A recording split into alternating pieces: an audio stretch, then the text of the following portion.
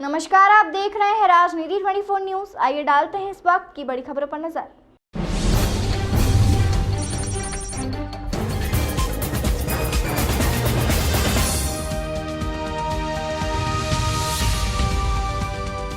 कॉलोनियों के वैध होने से ही क्या लोन मिलेगा? क्या स्वामित्व के दस्तावेजों की आवश्यकता नहीं होगी? प्रदेश की शिवराज सरकार द्वारा 8000 कॉलोनियों को वैध किए जाने के बाद उक्त सवाल एडवोकेट प्रमोद कुमार द्विवेदी ने उठाए हैं।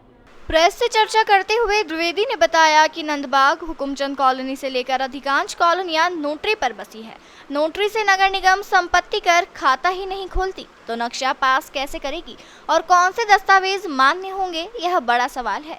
द्विवेदी ने बताया कि इस बाबत कांग्रेस एक तय रणनीति अनुसार कार्य कर रही थी, पर सरकार गिरा दी गई। भाजपा अपनी रणनीति बतलाए। क्या अवैध कॉलोनाइजर गिरफ्तारी के डर से रजिस्ट्री करवाने आएंगे? क्या पुराने लेन देन पर अभी रजिस्ट्री करवाई जा सकेगी? क्या पुरानी गाइडलाइन पर ही रजिस्ट्री होगी? द्विवेदी ने स्पष्ट किया कि वे केवल सवाल नहीं उठा रहे, अपितु सकारात्मक कदम खातिर यह सरकार से पूछ भी रहे हैं। 23 मई को इंदौर की 100 से 100 कॉलोनियों को वैध किया गया है, जो कि अवैध थी। किस प्रकार से वैध किया आपने? भविष्य में उनके पास ऐसे कौन से दस्तावेज होंगे जिससे वो लोन प्राप्त कर लेंगे?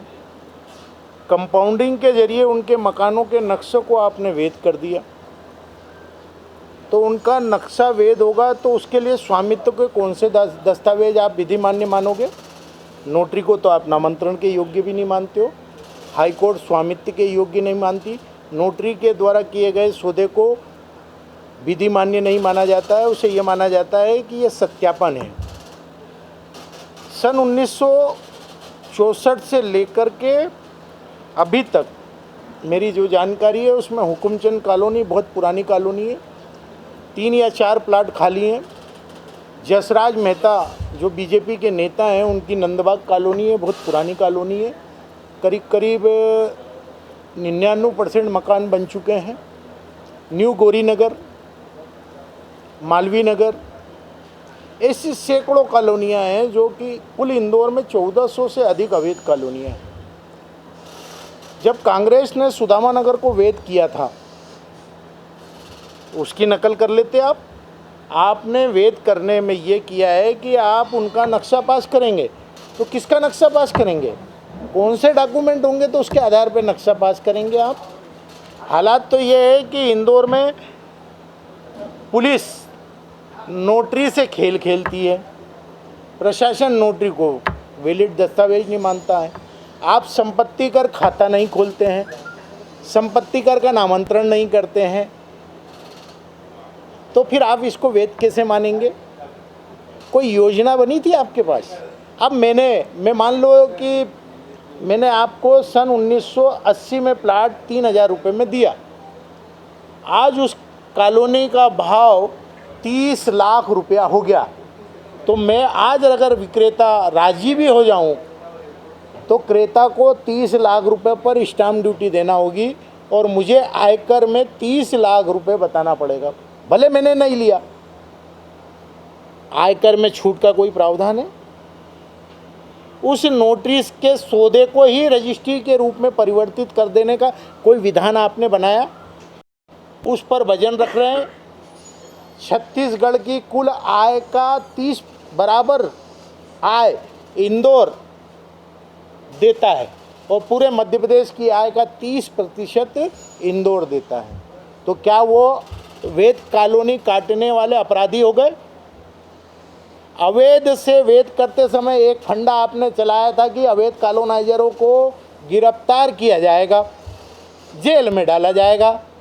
मैं पूछना चाहता हूं कि कितने कॉलोनाइजरों को आपने 23 मई को वैधता का प्रमाण पत्र जब जनता को दे रहे थे जेल में डाला? सवाल ये है कि पूर्णता का प्रमाण पत्र कैसे दोगे? सवाल ये है कि रजिस्ट्री की मान्यता कैसे होगी? सवाल ये है कि उसके पास ऐसा कौन सा दस्तावेज होगा जिसके माध्यम से लोन प्राप्त कर लेगा? मुझे तो अफसोस होता है कि अपर महाधिवक्ता जैसे पद पर सुशोभित रहने वाले महापौर जी ने ये कहा कि अब लोन मिलने लग जाएगा। मैं महापौर जी से पूछना चाहता हूँ, चलो मैं नंदबाग में अभी एक नोटरी का प्लाट खरीदता हूँ, आप उसको वैध कर दो। कैसे वैध करोगे? आपकी कॉलोनी कैसे नक्शा पास करेगी?